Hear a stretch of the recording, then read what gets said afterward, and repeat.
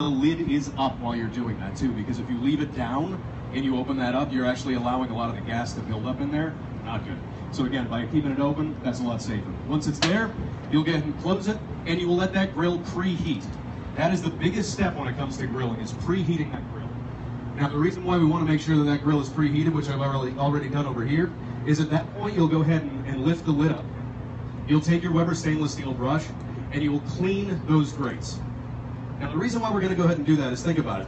If you haven't grilled in a couple of weeks, all the food particles that are on your grill are still going to be there. We want to make sure those are cleaned off. So by using that Weber stainless steel brush, you're actually allowing that to happen. You can go ahead and hit those grates vertically, back and forth. And when I say vertically, I mean really just, it's designed to go, you don't have to, you're not canoeing. So you don't have to like try and dig into the crevices there. So just vertically back and forth will really allow all that stuff to come off. Now that's for two reasons. One, because again, if you haven't grilled in a while, that could ultimately be something that maybe there's some bacteria. You don't want to put your new food on that. But it's also a flavor thing. Even if you grill every day, think about that. You don't want today's hamburger to taste like last night's salmon, so we're going to make sure that those grates are nice and clean. So again, once we go ahead and clean that, then we get down to the type of grilling, as well as the temperature of the grilling that we'll be doing. So today that we're doing a burger, it's going to be a medium-high heat. Medium-high on your grill is around 4 to 450. So 4 to 450 is the ideal temperature. Again, I already got all these grills cleaned for you. I already got them all regulated down to the proper temperature, so you're welcome. And then after that, what we're going to be doing is the difference between direct and indirect grilling. Now, when you are grilling, there are two ways, direct and indirect. We will be doing the direct grilling method, and what that basically is allowing the food to creatively go directly over the heat source. The indirect is when you actually have your food away from that, and that residual rotating hot air will be doing the grilling for you. That's when you're doing your pork butt, your ribs, low and slow. That's going to be in that realm. Again, being that we're doing a burger today, that's going to be direct at a medium-high heat. From there, it goes into the actual burger that we're going to be grilling. So today, what we'll be doing is this here, and this is chuck. That's what I like to use for my burger meat, is an 80-20 mix of chuck. Now, I know that when you go to a store, you frequently will be looking through the little crate of meat, and you're looking at 93-7, 80-20, 70, bingo. No, what you're actually doing at that point is you're looking for the protein to fat moisture content. 80-20 to me is a really nice mixture of that protein to that fat, because it's going to give you a nice juicy burger. It'll continue to stay juicy through the grilling process, but it's not so much fat that it'll actually start to fall apart and lose its shape in that actual grilling process. If you go with something a little bit more on the lean side, you're getting to your 90-10s, your 93-7s, that's when you can really start to dry out that burger pretty quickly.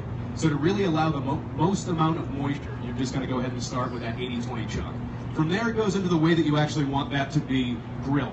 So over here, and you'll have the same seasonings at your station. One thing that I like to do is, again, it's very easy if you just start off with into a little plastic baggie. You can just put all your ingredients right in here and then kind of fold them in.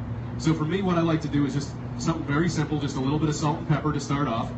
And after I get that salt and pepper, you have anything else that you can put in there as far as moisture goes. But when it comes to moisture, if you're adding that moisture into a burger, less is more. If you add way too much, the problem is it will start to fall apart. All that moisture is going to try and push out of the burger when it hits that nice hot grate. We don't want that. We want to make sure that it's going to just add a little bit to it, add a lot of flavor, but not lose its shape. So again, just a couple of dabs, and we have any type of moisture that you want. If you wanted to go something spicy, you could. On your tables, you have Worcestershire sauce, which I'm sure everybody here says that word very differently.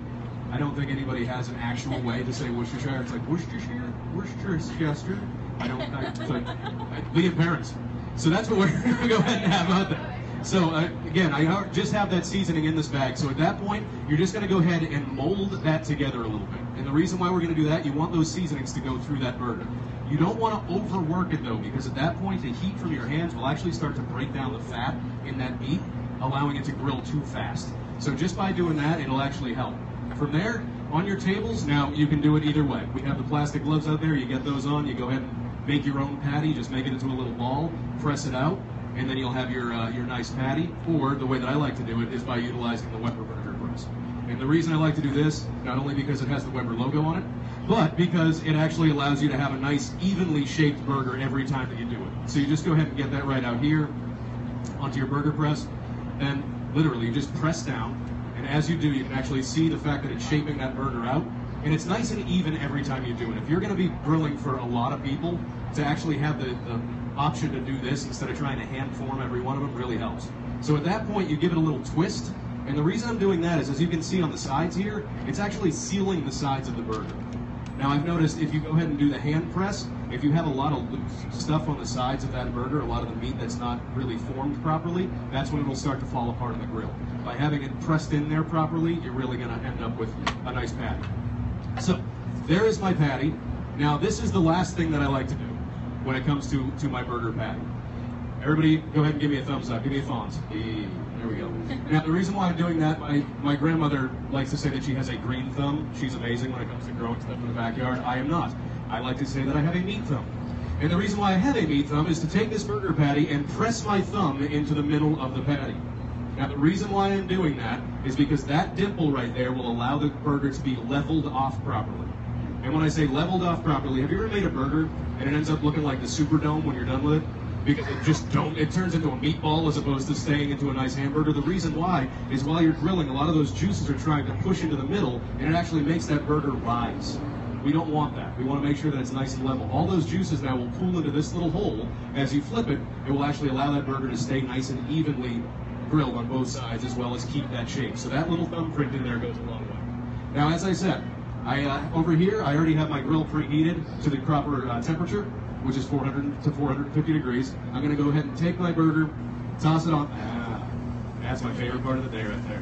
So, now that I have that on there, I'm going to go ahead and close this lid, and I will leave this lid down for 4 minutes.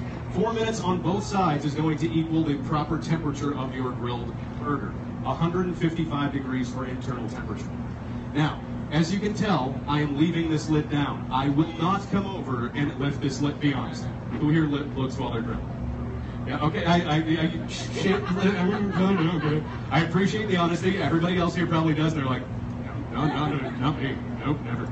Now, the reason why I am leaving this lid down, there's a saying that we have at Weber, and it's a saying that we really like to make sure everybody leaves with. And that saying is, lookin' ain't cookin'. Everybody say it with me, please. Ready? Lookin' ain't cookin'. That's what I'm talking about. Now, the reason why we say that is because the more that we lift this lid, the more we're letting out heat and we're letting out smoke. So ultimately, we're letting out consistency and we're letting out flavor. We don't want that to happen. We want to make sure that this lid is going to be closed and that lid is going to stay closed. I live and die by that saying. Look, I actually have it tattooed on my chest like Thug Life.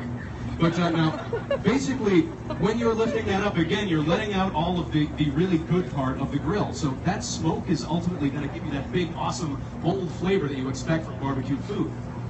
Leaving it down for 4 minutes, I know it's difficult, but there are plenty of things that we can do in that 4 minutes while you guys are grilling. I'll tell some stories, maybe we can have somebody, Louie, that you met inside. He can come out and sing.